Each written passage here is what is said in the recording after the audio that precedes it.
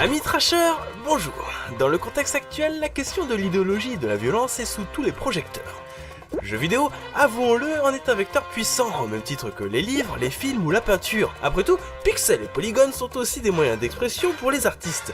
Ils peuvent être porteurs d'un message politique, poétique, réflexif, ou simplement divertissant. Et comme toute œuvre, il arrive le moment des limites, celles que la morale du plus grand nombre réprouve. J'ai donc choisi de vous présenter 13 des jeux vidéo les plus controversés de l'histoire. La liberté d'expression, c'est bien. Le souci, c'est que du coup passent des idées douteuses sur certains sujets sensibles de notre société, comme des moments historiques graves. Ce qui donne des jeux qui suintent la dérive idéologique comme JFK Reloaded. On commence avec du lourd, du très lourd même. JFK Reloaded est un jeu qui nous propose tout simplement de nous mettre dans la peau de Lee Harvey Oswald, l'assassin de John Fitzgerald Kennedy, 35e président des États-Unis. Et c'est tout. Pas de scénario, pas d'explication, et même pas un petit point historique. Extrêmement répétitif, le but est d'abattre l'ancien président de la manière de notre choix. Et encore, c'est beaucoup dire, votre choix se limitant à savoir où vous allez tirer. La tête pour les puristes, le cœur pour ceux qui manquent d'inspiration, ou pour les plus originaux, la voiture elle-même dans l'espoir de provoquer un accident. De toute manière, le résultat sera le même. Le président meurt et une masse de PNJ s'agite dans tous les sens. Du fun en barre. Oh, attendez, on me dit à l'instant qu'on peut aller plus loin encore dans l'expression d'opinion douteuse. KZ Manager. Civilisation est votre jeu favori ?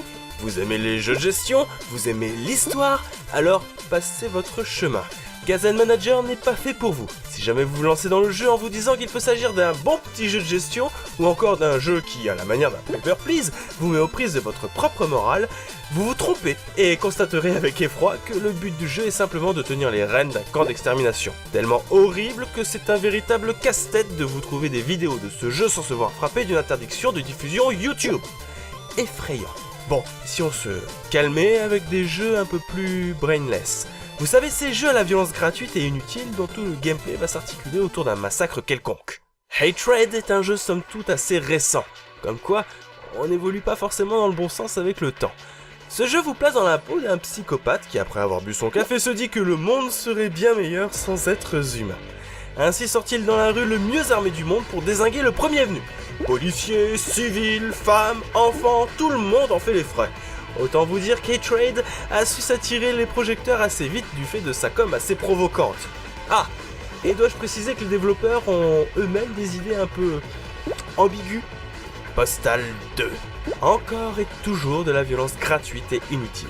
Postal, c'est le genre de jeu censé défouler mais qui n'a strictement aucun intérêt. C'est à peine jouable, pas joli pour dessous, et l'humour qui se veut grinçant et corrosif est au mieux lourdingue, au pire carrément insultant.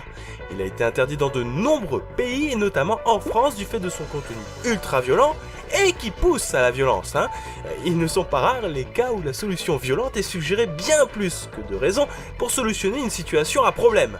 Ah, et en Australie, le posséder est un crime passible d'une peine de prison quand même. Un jeu parfait pour attirer un ado en pleine crise, mais ça s'arrête là. VTech Rampage. VTech Rampage, c'est l'histoire d'un étudiant un poil borderline qui un jour se dit qu'il n'aime vraiment pas ses camarades. Il s'en va donc la fleur au fusil faire un massacre dans son université. D'assez mauvais goût au regard des tueries qui ont eu lieu dans le milieu scolaire et universitaire américain. En plus, il est méga moche. Dans la même veine, Super Columbine Massacre RPG. C'est peu ou prou la même chose que VTech Rampage, un massacre d'école en bonne et due forme. Bon, cette fois-ci, c'est un RPG, disons que c'est plus fin, et que ça demande un poil plus de réflexion. Pourquoi j'essaie de donner du crédit à ça, moi ? Enfin bref, entre lui et VTech Rampage, on se dit que les Américains ont quelque chose à évacuer avec la thématique des tueries en milieu scolaire. Je comprends qu'un jeu vidéo, par l'aspect fictionnel qu'il véhicule, puisse nous apporter des thématiques cathartiques, mais quand même, quoi, manquerait plus qu'on allie ça aux idéologies bancales qu'on a vues précédemment. Border Patrol. Bon, quelle idée d'essayer de conjurer la bêtise humaine, après tout. Les États-Unis encore, ont beaucoup de problèmes, notamment en matière d'immigration. Les latinos viennent en masse dans l'État. Du coup, pour les trop nombreux frustrés extrémistes, la solution c'est d'abattre un à un les personnes qui osent franchir la frontière américaine. Dans le Texas, le diable porte un sombrero, une moustache et mange des tacos. Mais ailleurs... Muslim Massacre, The Game of Modern Religious Massacre. Ailleurs, la menace est et demeure toujours musulmane. Oui, musulmane, on ne vous précise jamais qu'il s'agit d'extrémistes. Au cas où vous ne l'aurez pas deviné, Muslim Massacre, c'est un jeu qui vous place aux commandes d'un patriote américain cherchant à abattre un maximum de musulmans à l'aide d'un arsenal conséquent afin de protéger la sainte patrie américaine. C'est très violent, que cela soit visuellement ou simplement dans le propos. Dans le genre idéologie à la con, on se place quand même assez haut. Et pourtant, vous seriez étonné de voir que les limites de la connerie humaine peuvent facilement être poussées. Ethnic cleansing. Littéralement, nettoyage ethnique. Ouais, un vrai jeu, si, développé par une organisation extrémiste américaine dans lequel vous incarnez au choix un skinhead néo-nazi ou un membre du Ku Klux Klan. Le but, tuer des Afro-Américains, qui poussent quand même des cris de singe en mourant, éradiquer les Latinos et empêcher la domination mondiale des Juifs en abattant Ariel Sharon, l'homme à la tête de ce complot. Là, on va franchement loin, Un vrai scénario, de la 3D, le tout au service d'une organisation suprémaciste. C'est quand même dingue de se dire que des personnes capables de coder un jeu ne trouvent rien de mieux à faire que d'utiliser ce talent à des fins aussi basses. Quel gâchis! Trop de violence! Attendez, tuer n'est pas la seule forme de violence. Et s'il est bien un domaine qui tombe rapidement dans l'immoralité, c'est la sexualité. Duke Nukem Forever. La série Duke Nukem tout entière assume son immoralité. Violence, sexe et humour gras, la saga ne se prend pas au sérieux. Ce qui fait polémique, c'est le traitement de la femme dans cette série. Femme objet complètement dépendante du bon vouloir de Duke. Hyper sexualisée et véhiculant les fantasmes masculins les plus gras. Duke Nukem Forever va bien plus loin et ça ne m'amuse pas beaucoup. Moins qu'un défouloir, on a surtout l'impression d'être pris pour un gros con. Custer's Revenge. On change un peu de registre avec Custer's Revenge. Le jeu fait partie des jeux catégorisés comme pornographiques au même titre que Beat'em and Item sorti sur Atari 2600. Dans Custer's Revenge donc, on parcourt une pluie de flèches qui vous est destinée pour aller violer une indienne attachée à un poteau.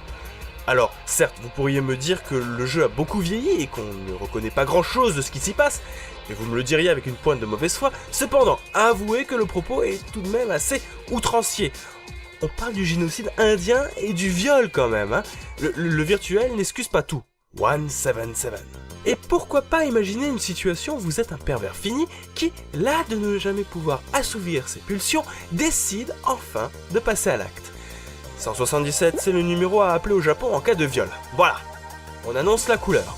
Vous êtes un homme qui pourchasse une jeune femme tout en tabassant les petits animaux qui vous barrent le chemin. Pourquoi des animaux ? Je suppose que ce sont d'éventuels témoins. Si vous parvenez à l'atteindre, vous vous mariez. Tout va bien. Ouais. Quoi ? Attends, c'est pas fini ? Rayplay. Dans la catégorie des jeux amoraux, celui-ci se place à un assez haut niveau quand même. Rayplay va quand même pousser le principe de la femme comme simple support d'accomplissement de pulsions sexuelles à fond les ballons.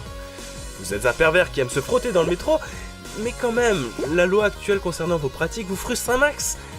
Heureusement, on pense à vous. Venez toucher et harceler ces jeunes japonaises comme bon vous semble et où vous le souhaitez. Soulevez muni-jupe et touchez culotte, frottez là où vous le voulez. On a beau constater avec dépit que le jeu vidéo véhicule une assez mauvaise image de la femme d'une manière générale.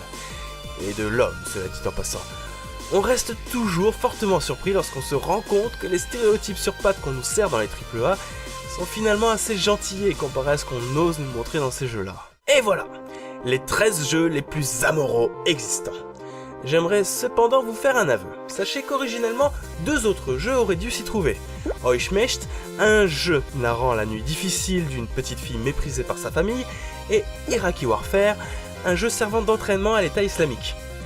Cependant, après quelques recherches et tests, je me suis rendu compte que, ils n'avaient pas leur place ici. Euchmecht est certes choquant, mais son propos est traité avec quelque part une certaine justesse. Un spin très poussé qui, même s'il le fait tenir dans une situation ambiguë d'un point de vue moral, se détache suffisamment des jeux présentés. Quant à Iraqi Warfare, c'est en fait des idées reçues. Le mode vous permet tout de même de combattre sur le terrain en incarnant la force armée de l'État islamique, et cette possibilité a été fortement utilisée par Daesh pour faire de la propagande sur les réseaux sociaux. Sauf qu'en fait, c'est complètement n'importe quoi. Il s'agit d'un projet abandonné, l'auteur du mode ayant même demandé à Bonnie Interactive d'effacer les liens vers son œuvre. Ce dernier se dit d'ailleurs attristé par l'utilisation qu'en a fait l'État islamique parce que ce n'était pas ce qu'il voulait du jeu. Tout ce qu'il voulait, c'était retranscrire au mieux les conflits du Moyen-Orient avec les forces en présence. Ainsi, avons-nous un jeu provocateur malgré lui, créé par un passionné qui en soi voulait simplement se pencher sur un conflit armé réel qui a été peu, voire pas du tout traité. Où est-ce que je veux en venir ? Finalement, la question de la moralité est toujours une histoire de contexte, et cela va dépendre du point de vue que vous allez adopter. Les jeux que l'on a vus jusqu'ici sont profondément idiots, et c'est bien pour cela qu'on a su les garder à leur place. Ce sont à la fois de mauvais jeux en tant que jeux, mais aussi mauvais de par le message qui est porté. Cependant, je suis persuadé que les thématiques abordées peuvent avoir un son différent si traitées de manière intelligente et réflexive. En tout cas, c'est toujours un plaisir de réaliser ces émissions pour vous. J'aimerais vous demander ceci dit, si au cours de votre vie trépidante de gamer, vous avez pu être choqué par un propos, une idée ou une scène un peu osée, voire carrément amorale. Chacune de vos réponses m'intéresse grandement, alors n'hésitez pas à la laisser en commentaire.